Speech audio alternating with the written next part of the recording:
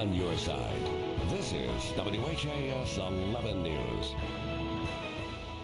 Today marks 15 years since the worst terror attack in U.S. history. Right now, we are taking a live look over New York, where you can expect dozens of memorials honoring the victims of those deadly attacks on September 11th, 2001.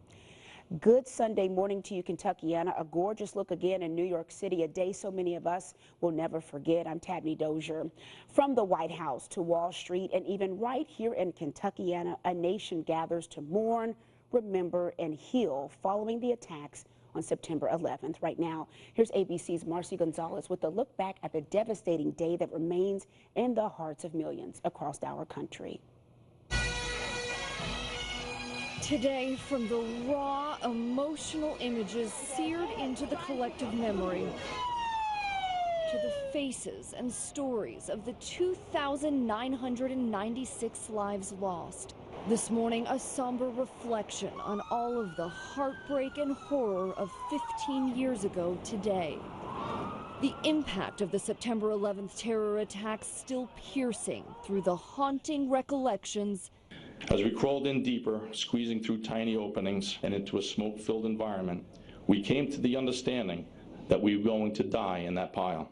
And lingering effects. 127 New York City firefighters who stayed at Ground Zero in the days and weeks that followed the attacks, searching heroically through the smoldering toxic debris, have since died of respiratory and other ailments. Nagging problems worsened.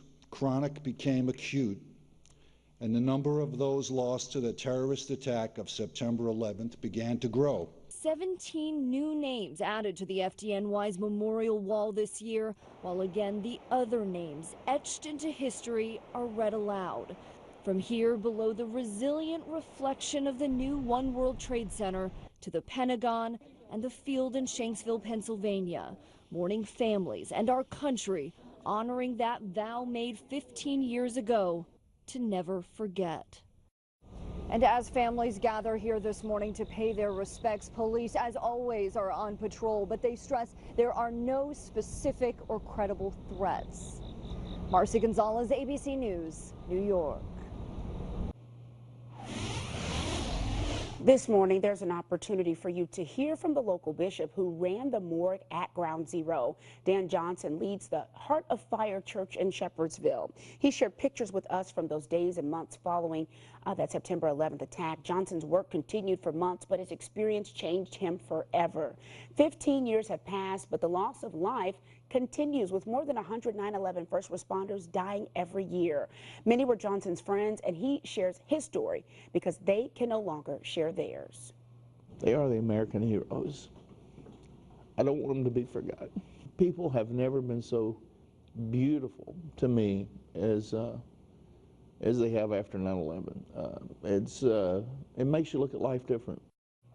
Johnson is also running for state representative because of his experience after 9/11. He says he never imagined that he'd get into politics, but feels called to do everything he can to make sure an attack like that never happens again.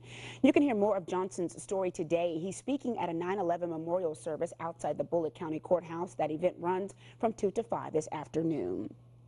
There will be many events across Kentuckiana today to remember those lives lost in the September 11th attacks. In New Albany, a memorial service will be held at 9 a.m. at the Spring Street Firehouse to honor those who lost their lives. The Wall Street United Methodist Church in Jeffersonville is hosting a special worship service, blessing local police officers and firefighters at 10:30 this morning. There will be a dedication at 2 o'clock this afternoon at the Kentucky Veterans Cemetery in Radcliffe in memory of all of those Kentucky service members who lost their lives on that day. In honor of first responders, along with members of the military, you're invited to celebrate at tonight's concert in downtown Louisville. The 9/11 Salute to Our Heroes concert is happening at 4th Street Live tonight from 4 to 8. You must be 21 years or older to attend. Local country music bands Wildwood, Jack Dodds, and Allison Bray, The Voice, will be performing. Donations are welcome to the operation helping heroes serve military families. Later today, a memorial featuring the names of the Kentucky citizens who lost their lives overseas will be unveiled. In about 20 minutes, my guests are in with what it took to bring this project to life. Make sure you stick around as we talk about the brave people who fought in the war against terrorism. And as we head to break, we want to know, where were you on 9/11? We are live right now, Facebook, so just come on over, join in on that conversation with us, share some of your memories. I'm live right now on my Facebook page, Tabney Dozier News. We have so much more for you on the other side of this break. Go nowhere.